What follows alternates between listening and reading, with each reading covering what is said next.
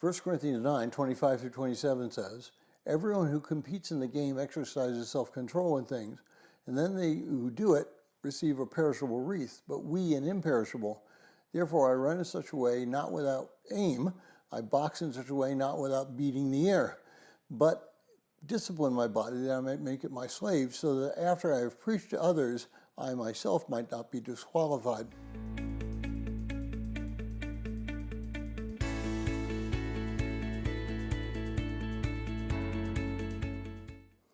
Well, if you're joining us in reading through this 90-day reading plan, today's reading is 1 Corinthians chapter 9, and I encourage you to read that passage.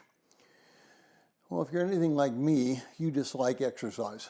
Frankly, I'm not opposed to anyone exercising, and if they would like to do a few more exercises for me, if vicariously pass it on, I'm more than willing to accept that.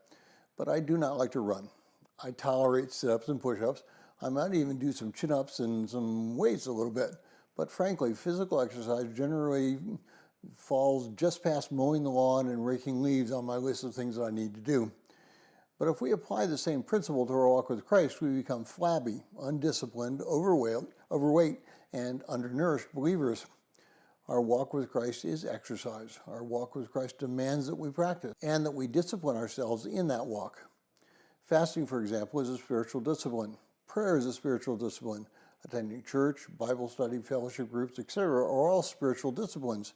We cannot grow without spiritual discipline, and if we try and teach others that they need to practice spiritual disciplines, and then we don't do it the same, we're not only liars, but also hypocrites.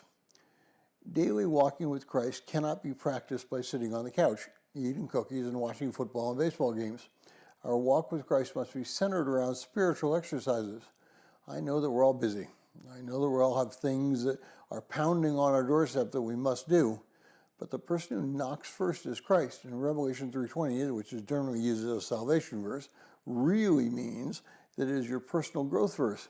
If you don't actively work on your discipleship with Christ, it would be just as apparent as when you eat too much and don't exercise.